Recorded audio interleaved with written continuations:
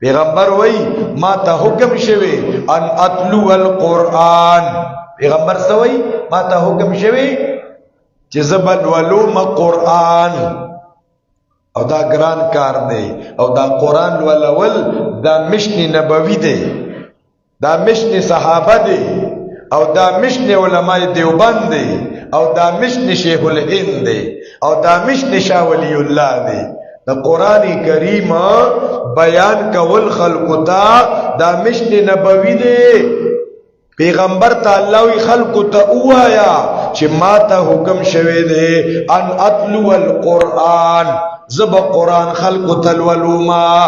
نو دا قرآن لولول سشو مشن نبوی، او دا مشن صحابہ، او دا قرآن بیان دا مشن شاہ ولی اللہ، او دا قرآن بیان دا مشن شیخ الہند. ان اتلو القرآن شاہ ولی اللہ رحمت اللہ علیہ پا بر صغیر پاکو ہند کے لنبنی شخصیت دے چی اگر دا قرآن ترجمہ کردے دا. نو چی اگر دا قرآن ترجمہ کا نو آیا خلق عزت و اکرام احترامو کا نا، دا آغا دور باطل پرست پیران و مولیانو پتوور کا وہی شاہ جی نے قرآن کو تبدیل کر دیا.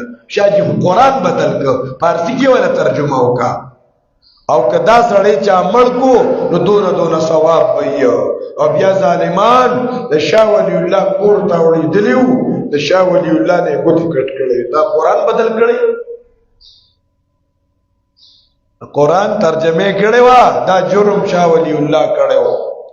شیخ الہند رحمت اللہ علیہ چی دا جیل نا رہاشا نو یو پبلک اجتماع کی بیانو کا وی ما دا جیل پا تنہایو کی غور فکرو کا زپا دی نکتا اور رسیدم چی نن زمون دا مسلمانان ارض خوار و ذلیل دی، ارض واخلی کی گی ٹکولی کی گی. دا دیرہ لدو وجہ معلومی شوی، یو دا دی بقبل میز کے خانہ جنگی دا، مسلمانان یو بل تخپو والو تا تیار دے. نو دا مسلمان عزت نشتا، او دویم دا قرآن کریم نا دا لریوالی پا وجہ. نو ما دا ارادہ کرده دا چه زبا دو کارکوم، یو با معشومان و بچو تا دا قرآن نازیره شروع کوم، یو با عوام الناس تا دا قرآن ترجمه شروع کوم. نو دا مشن شیخ الهند شو.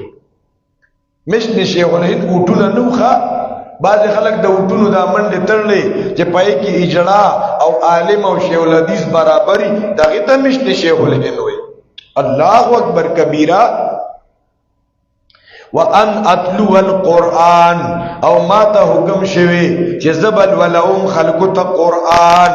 نو چه زب قرآن ولوما نو خلق بدو ڈلو کے تقسیمی گی. نمبر 1 وَأَنْ أَتْلُوَ الْقُرْآنِ فَمَنِ اهْتَدَى فَإِنَّمَا يَهْتَدِي لِنَفْسِهِ. چاچے ہدایت حاصل کا یو قسم